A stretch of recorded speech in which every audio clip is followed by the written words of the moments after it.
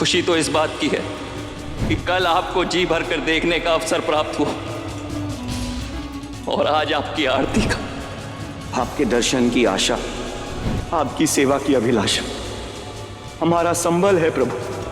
हम शीघ्र ही अपने 3 जन्म पूरे कर आपके चरणों में आना चाहते हैं प्रभु।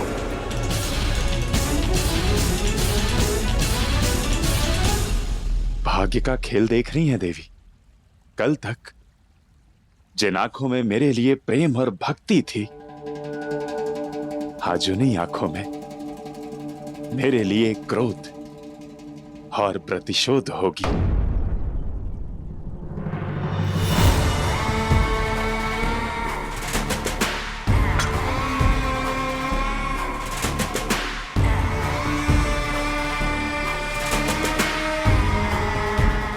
तुम दोनों असुर कुल के लिए न्याय छीन के लाओगे। तुम दोनों बनोगे असुर कुल की आस। वो देखो,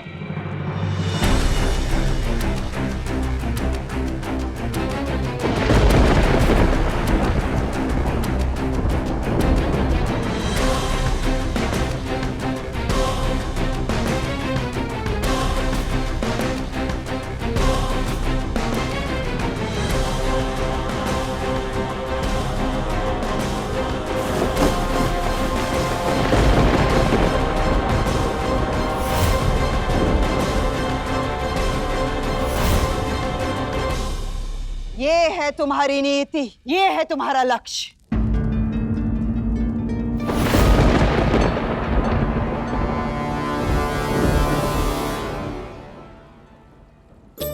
भविष्य की चिंता में आज लील जाता है नारायण। कल जो कुछ भी होगा उसे लक्ष्मी नारायण मिलकर संभालेंगे।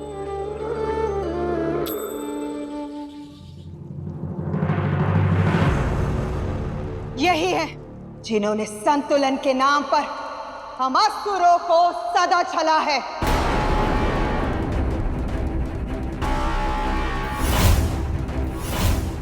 और अब संतुलन तब बनेगा जब तुम दोनों इनका नाश कर दोगे।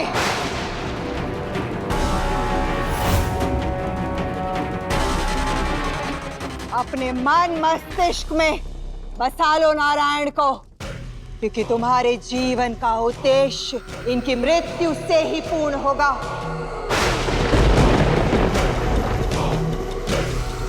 आगे बढ़ो और छिन्न भिन्न कर दो संसार को, हाहाकार मचा दो इस संसार में।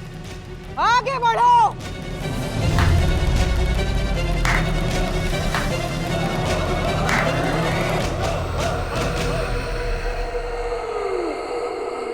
आगे बढ़ो।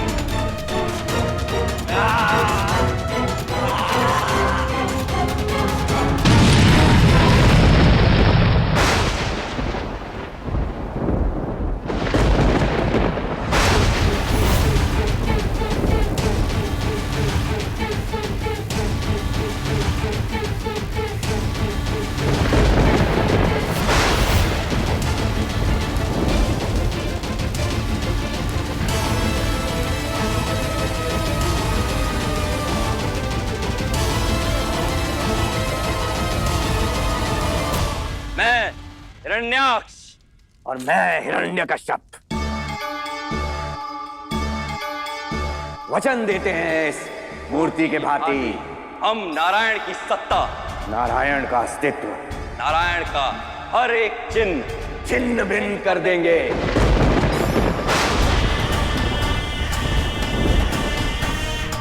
बेटा मिटा देंगे इस संसार से उस नारायण का नाम।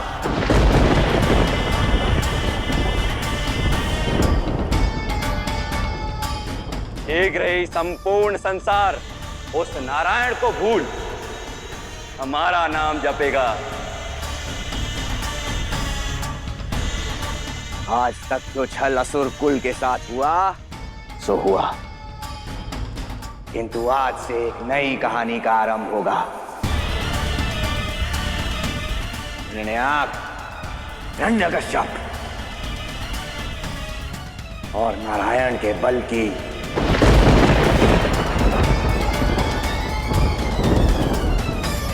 हिरण्याक्ष की, हिरण्यकश्यप की।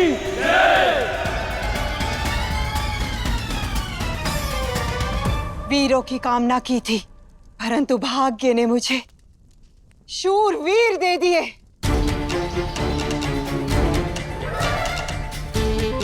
जिनकी कहनी और कथनी दोनों में असुरों का प्रताप झलकता है, जो अपनी माता का हर स्वप्न पूर्ण करने के लिए सज्ज है।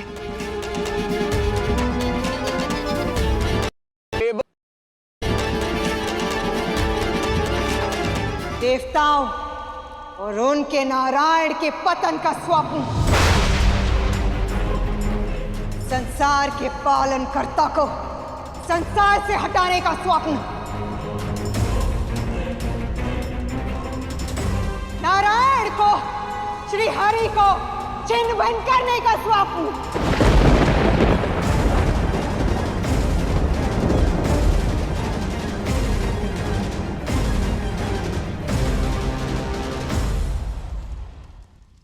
आपका ये स्वप्न अवश्य साकार करेंगे माता।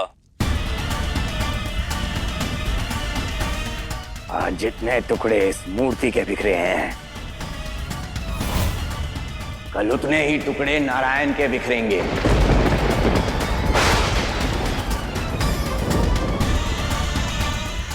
आशीर्वाद दीजिए माता।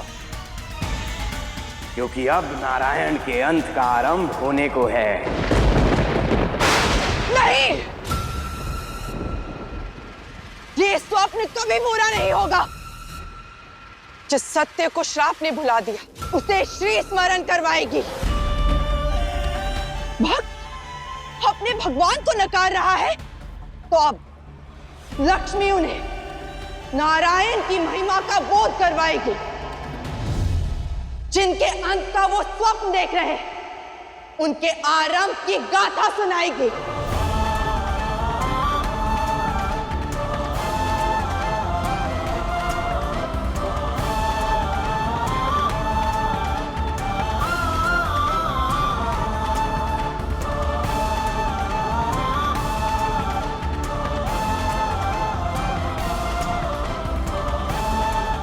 बैठिए नारायण।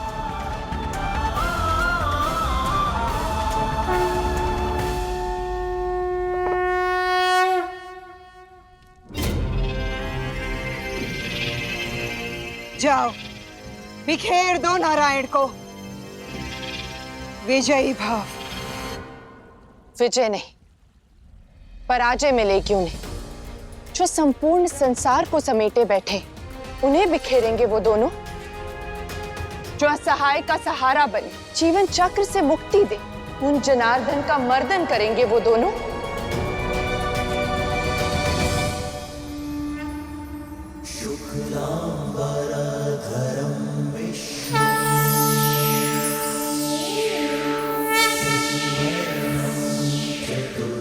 जो संपूर्ण संसार को हानि से बचाए, संपूर्ण सृष्टि को आधार दे, उन जगन्नाथ का आधार छीनेंगे वो दोनों।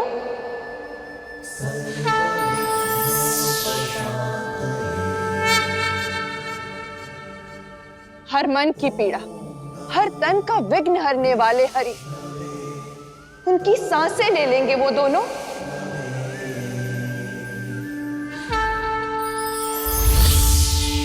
संसार के कण कण में बसने वाले विष्णु को विश्व से हटाएंगे वो दोनों।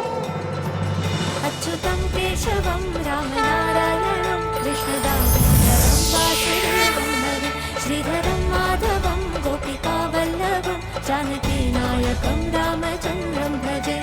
त्वमेव माता पिता त्वमेव त्वमेव सर्वं त्वमेव देवा।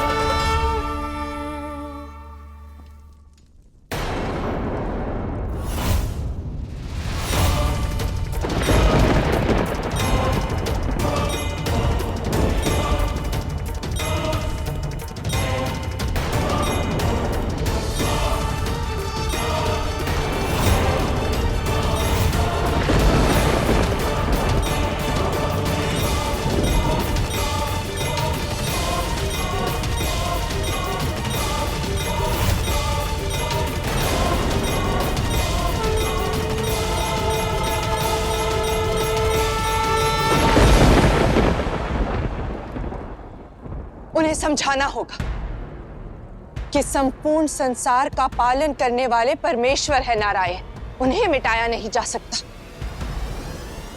देवी, नहीं नारायण, आज आप मुझे नहीं रोकेंगे। विवाह के समय हम दोनों ने एक दूसरे को कई वचन दिए थे।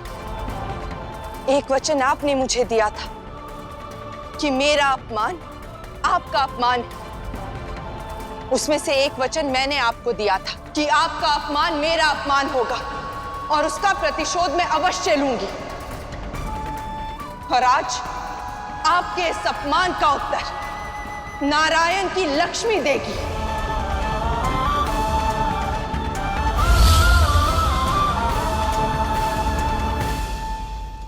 हिरण्यकश्यप, जाओ और पुनः तोड़ दो ये नारायण की मूर्ति।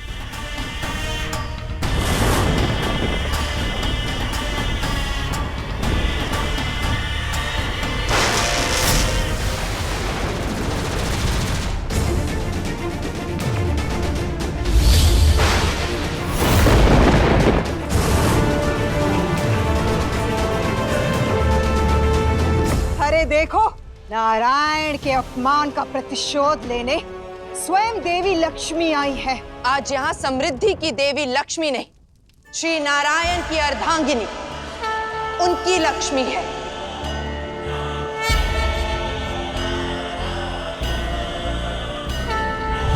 नारायण नारायण,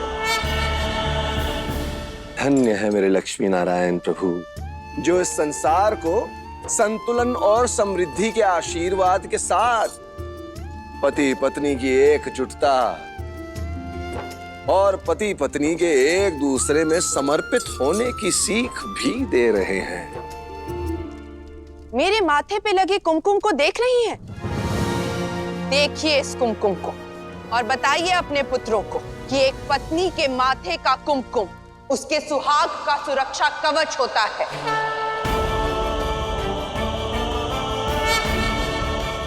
इसका तेज, इसकी लालिमा अपने पति के सौभाग्य की साक्षी है। और आज मैं अपने इसी सिंदूर को साक्षी मानकर ये चुनौती देती हूं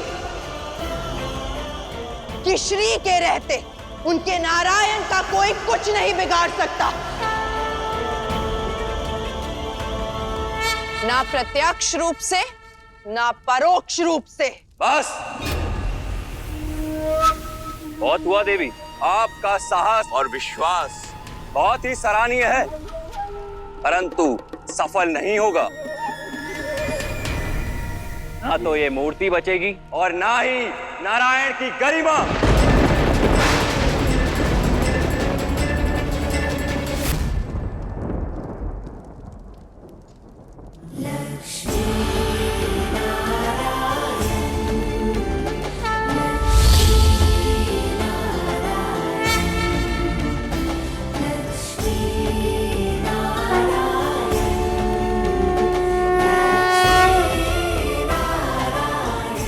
नारायण, आप आप दोनों इस संसार को संदेश दे रहे हैं कि जब पति पत्नी एक दूसरे का हाथ थाम लें और एक ही पक्ष में खड़े हो जाएं,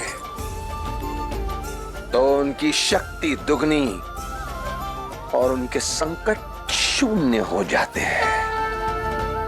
संपूर्ण असुर जगत में यदि किसी में भी शक्ति हो तो आओ मेरे नारायण की मूर्ति को बिखेर कर दिखाओ।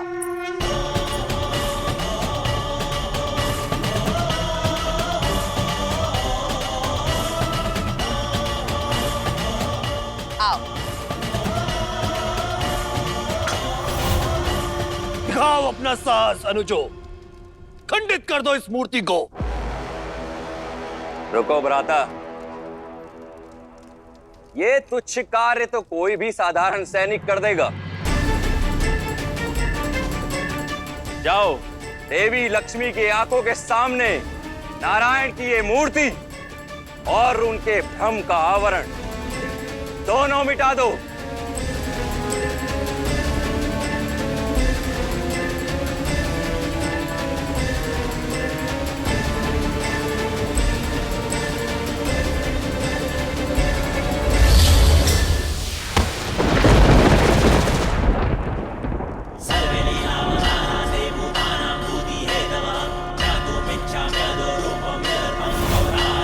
रुको हिरण्याक्ष, तुमसे पहले नारायण मेरा दोषी है।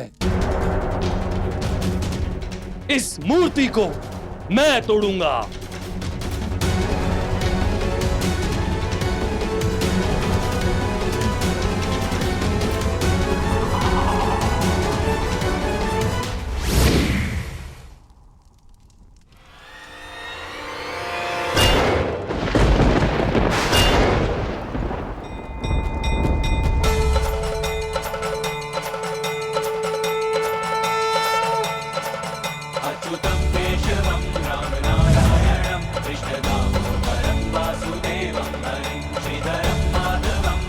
महाबली, आपका भी बल व्यर्थ है।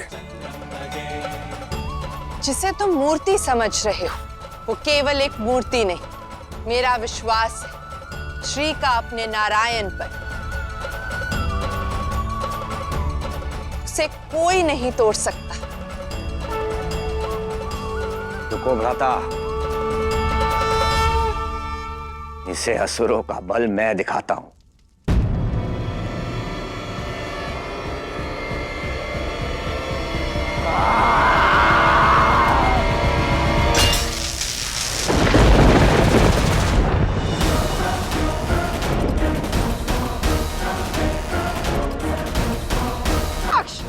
जाओ, अपनी माता का सर मत झुकने देना। निश्चिंत रहिए माता, मैं अभी इस धरती के पालनकर्ता को धरती में मिलाता हूं।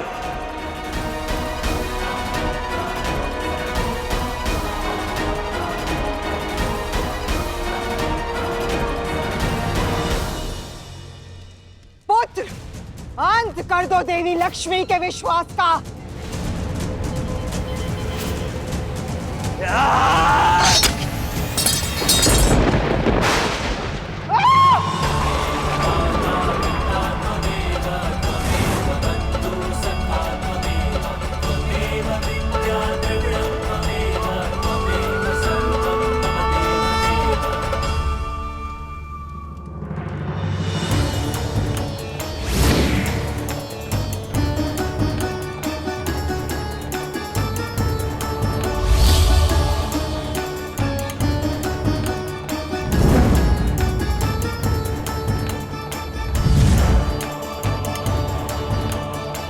अब तो समझो तुम प्रयास और प्रहार किस पर कर रहे हो। हमारे परम शत्रु नारायण पर।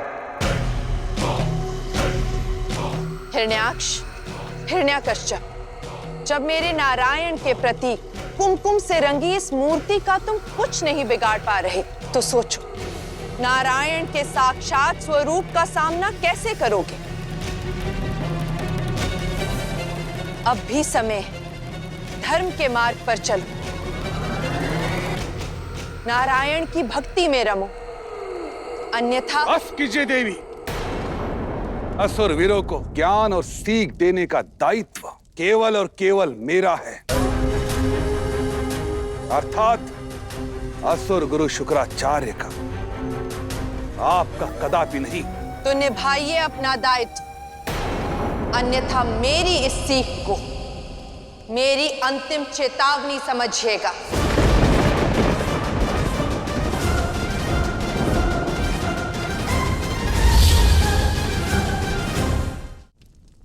टूट गया मेरा स्वप्न, मेरा विश्वास सब झूठा।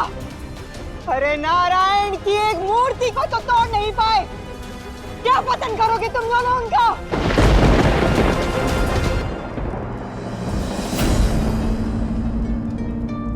गुरु शुक्राचार्य, ये कैसा योग संजोग बनाया आपने? स्वप्न इतना बड़ा सत्य ऐसा। अरे आपकी विद्या पर भारी पड़ गए नारायण। असुर माता,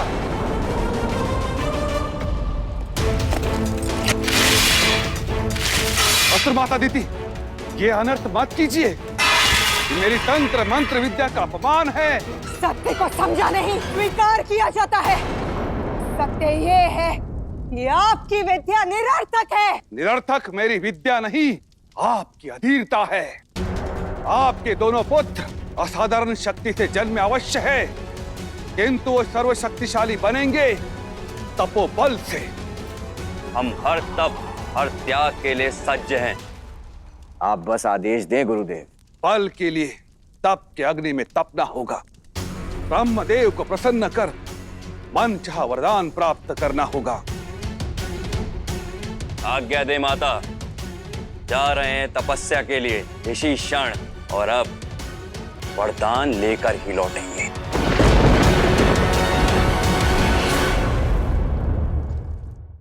किंतु गुरुदेव, तप के बदले वरदान क्या मांगना होगा, ये बताइए। अमरत्व, जो उन देवताओं ने छल से पाया, तुम उसे तब से पाओगे।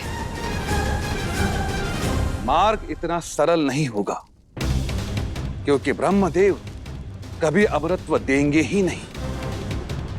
इसीलिए भक्ति में युक्ति को साधन बनाना और वर में कुछ ऐसा मांगना जो अमरत्व के तुल्य हो। समझ गए गुरुदेव, अब आज्ञा दीजिए। अब तो अमरत्व तुल्य वरदान पाकर ही लौटेंगे। लक्ष्मी तो क्या, स्वयं नारायण भी हमें नहीं रोक पाएंगे।